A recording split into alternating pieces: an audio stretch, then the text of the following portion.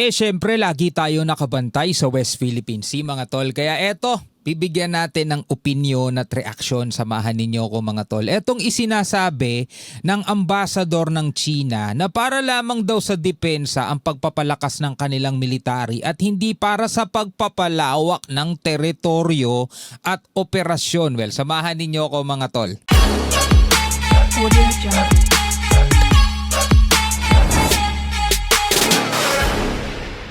Alright, magandang araw sa inyong lahat. Welcome ulit sa ating bagong video, reaction, review, commentary, opinion, criticism at kung ano-ano pa.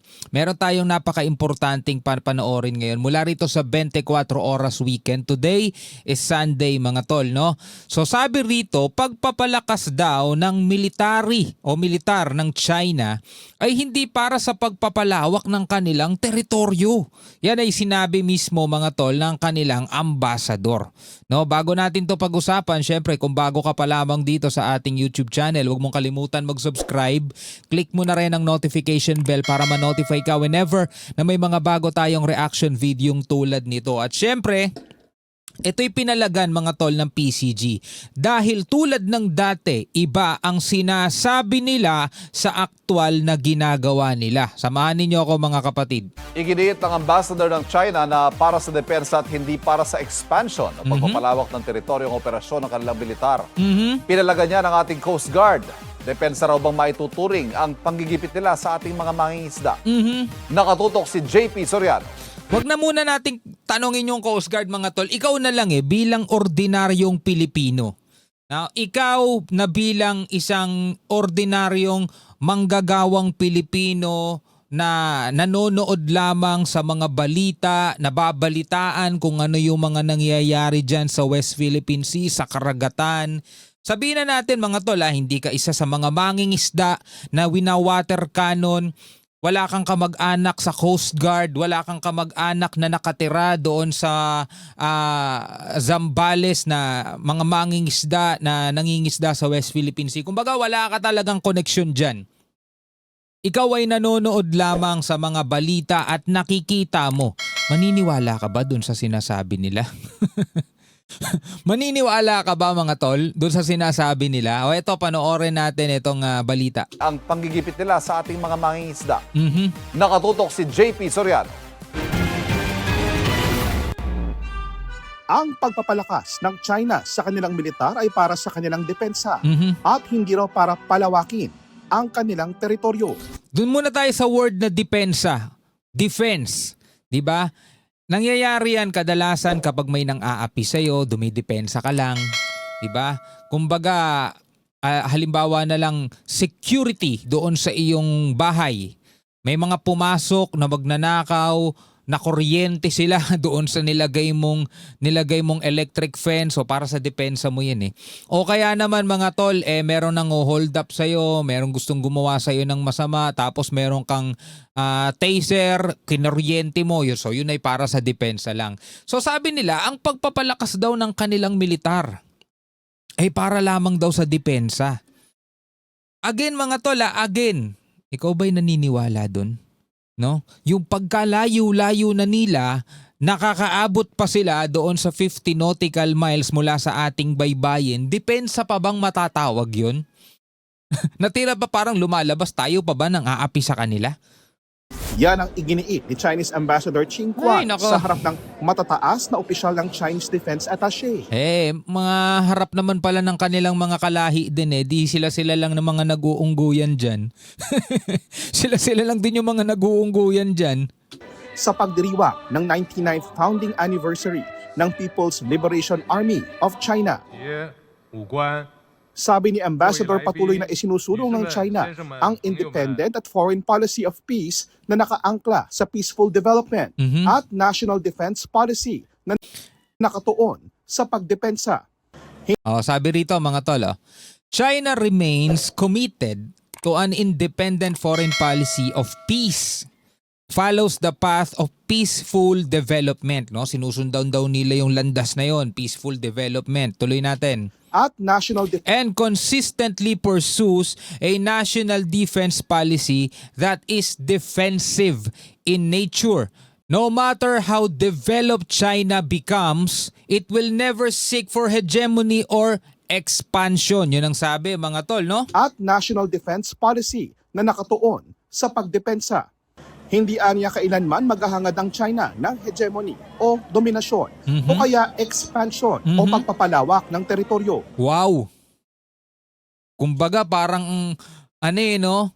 Niloloko ka na, nagsisinungaling sa'yo ng harap-harapan. Alam mo yun? Nagsisinungaling sa'yo ng harap-harapan. Yung kumbaga, sa ko ba napanood to parang yung comedy dati ni Kuya Jobert, yung ngumunguya siya ng chichirya tapos sinasabi niya, hindi ako kumain nun wala kang katibayan. Yung parang ganon. Comedy lang yun mga tol. Pero parang ganon no? Nakikita mo na ngayong ginagawa nila pero pinapasinungalingan pa daw nila. Hindi daw sila mga tol nagpapalawak ng teritoryo. Pero tingnan nyo naman mga kapatid. No, sa loob ng West Philippine Sea, doon sa may dito sa may Panganiban Reef mga kapatid, no? Dati isang shelter lang 'yon. Tapos biglang sa paglipas ng panahon, isang napakalaking o napakalawak na artificial island na naging military base. Kumbaga nasa harap na natin yun, sinasabi pa rin nila na hindi sila nagpapalawak ng teritoryo.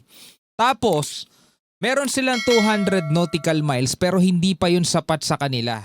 Noong 1947, gumuhit sila ng tinatawag nilang 9-dash line na naging 10-dash line at yun ay tinuturing nilang buong teritoryo nila, yung almost entire ng South China Sea. Pero mga tol, para sa kanila hindi pa rin sila nagpapalawak ng teritoryo niyan My goodness talaga naman. O pagpapalawak ng teritoryo. Ang pahayag ni Ching nataon matapos ang pahayag ng kanilang foreign ministry na naayon sa international law and common international practice ang namataang barko ng kanilang Navy sa bahagi ng Luzon. Inalagan at kinuwestiyon ito ng tagapagsalita ng Philippine Coast Guard for the West Philippine Sea na si Rear Admiral J. Tariela. Tanong niya, ibig bang sabihin ng Chinese ambassador, depensa lang ang panggigipit ng Chinese Maritime Forces sa mga Pilipinong mangingisda? O yun nga mga tol O tingnan mo yung mga fishermen, mga ordinaryong mangingisda, mga tol, tatapatan nila ng mga malalaking Coast Guard, no? Tapos iwa-water cannon nila. Yun ba ang tawag ba doon ay depensa? Paano naging depensa? Paano naging depensa mga tol? Yung mga maliliit bang bangka na mga mangingisda hinaharas sila? Kaya sila dumoy depensa? Kasi pag sinabing depensa mga tol, kumbaga merong uma-attack sa'yo, merong gumagawa sa'yo ng masama at dinidepensahan mo lang yung sarili mo. Diba? Samantalang pagkalaki-laki ng mga Coast Guard nila, wina-water cannon nila yung mga maliliit na bangka, yun ba sasabihin nilang depensa lang? Kumbaga nagsisinungaling na sa harap mo Patian niya ang mga ginagawang militarization at illegal na istruktura ng China sa Southeast Asia.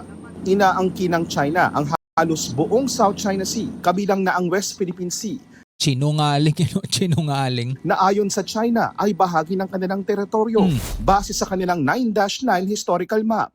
Pero ibinasura na ito ng 2016 Arbitral Award Diba? at kinatigan ang karapatan ng Pilipinas sa West Philippine Sea. Hindi kinikilala ng China ang desisyon. Para palakasin pa ang panalo ng Pilipinas sa 2016 Arbitral Award, formal na iniharap ng Pilipinas sa United Nations ang partial claim nito sa extended continental shelf sa West Philippine Sea. Kasama na ang Baho de Masinloc na bahagi ng teritoryo ng Pilipinas. Layo nitong itakda ang hangganan ng karapatan ng bansa sa seabed at mga likas na yaman na lampas sa 200 nautical miles.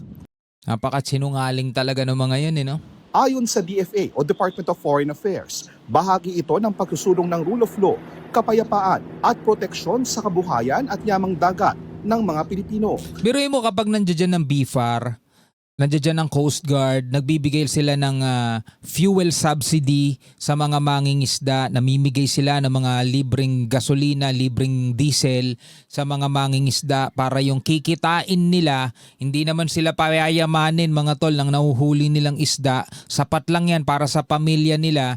Imbis na ibibili pa nila ng mga gasolina, ng diesel, ng krudo para makapalaot ulit sila mga tol, kukunin na, masisave na-revive na nila yung perang yun kasi nga meron ng fuel subsidy ang gobyerno, ang BFAR, ang PCG.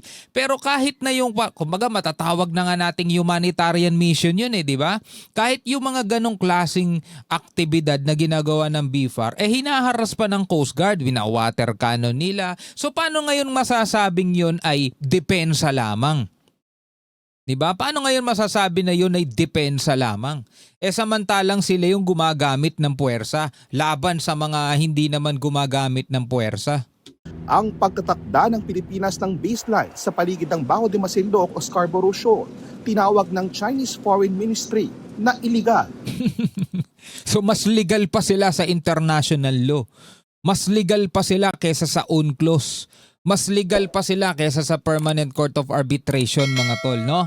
Ganon lumalabas. At walang bisa, paglabag umano ito sa territorial sovereignty ng China. JP. Anyway, mga tol, tulad ng dati bilang mga Pilipino, ano ang inyong masasabi dito sa idinidiin o iginigiit ng kanilang ambasador na hindi daw ito para sa pagpapalawak ng teritoryo, hindi daw para sa hegemony, hindi daw sa expansion, depensa lang daw. Ano ang inyong masasabi tungkol dyan? Comment kayo sa ibaba.